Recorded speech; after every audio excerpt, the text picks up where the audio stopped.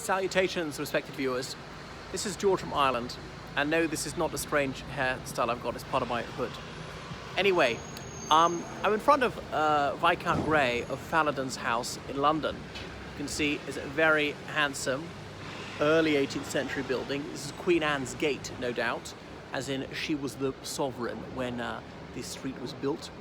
So, Lord Grey of Falloden was born in 1862 in Northumbria, where the Grey family have been one of the most prominent aristocratic families for several generations.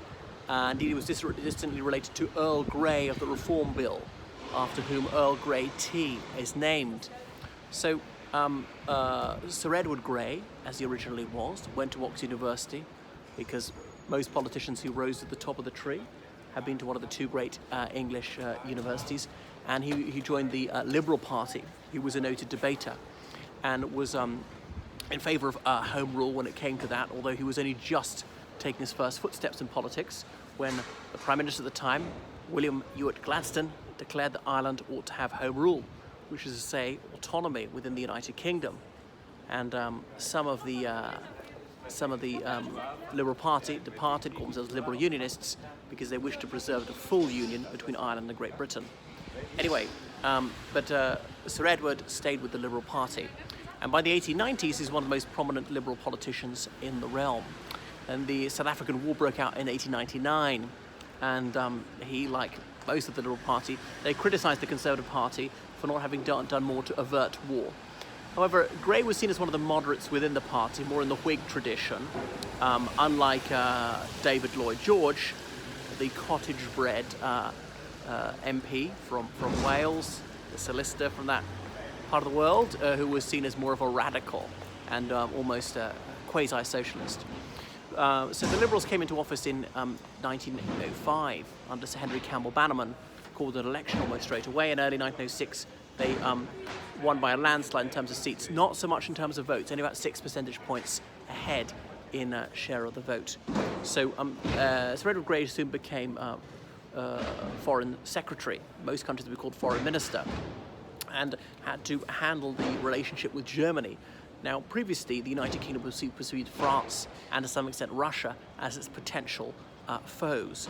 But the United Kingdom had been overtaken by the United States in the 1870s as an industrial country, and in the 1890s, Germany overtook the UK. It became a more industrial country in the United Kingdom with greater capacity and producing better goods, cheaper goods, so many inventions and scientific innovations coming out of Germany. So the United Kingdom was falling further and further behind. Russia was also breathing down the UK's neck. There was the Anglo-German naval race as Germany expanded her fleet. This Flottenpolitik was based on the risk theory that the United Kingdom could not run the risk of a war against Germany because the German fleet was quite big. The Royal Navy would probably prevail, but the UK could not afford to take that chance. And therefore, if you can't beat them, join them. Well, it was a logically flawed policy, and it had the opposite effect. But anyway, it was quite possible that war was going to be averted despite some saber-rattling incidents. Austria's annexation of Bosnia-Herzegovina, or the gunboat Panther being anchored off Morocco, well, the Kaiser going to Tangier, and all these things which might seem trifling to us these days. And finally, in 1914, a certain Austrian Archduke, Franz Ferdinand, was shot dead in Sarajevo by Gavrilo Princip. Well, the rest is history. And Viscount Grey of Falloden, he was there in the cabinet meeting when it looked as though the United Kingdom would remain neutral in the First World War. However, the Kaiser ordered that Belgium give its men safe passage, or it would be war, and, well, Belgium put the kibosh on the Kaiser. As the Germans were resisted by the Belgians, the United Kingdom decided to declare war under the Treaty of London in 1905. And as Lord Grey said, the lights were going out all over Europe. We shall not see them lit in our lifetime again.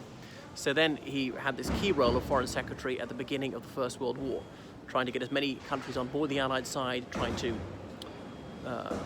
manage the tricky relationship with neutral countries, particularly the United States, and persuade America to be the arsenal of democracy, that the Allies are fighting for democracy, largely a fallacious claim, since there were a number of autocracies on the United Kingdom side, and indeed the colonies were run on an authoritarian basis.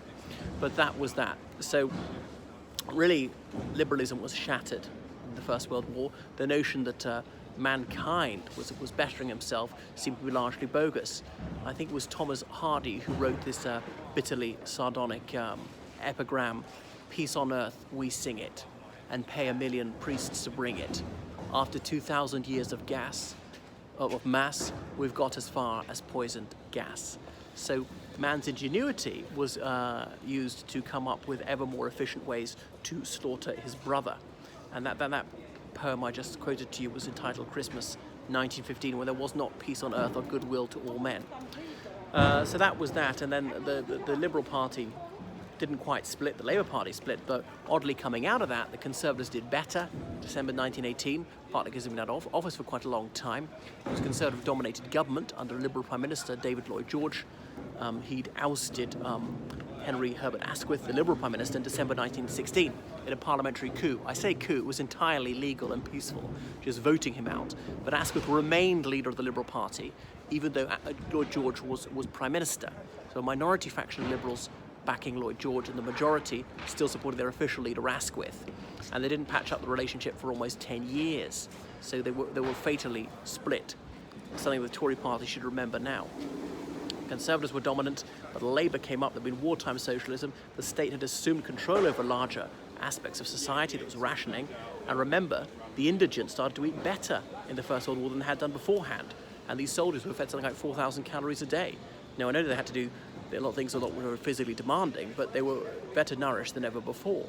And if the state can assume control of things for wartime, why not in peacetime to alleviate poverty?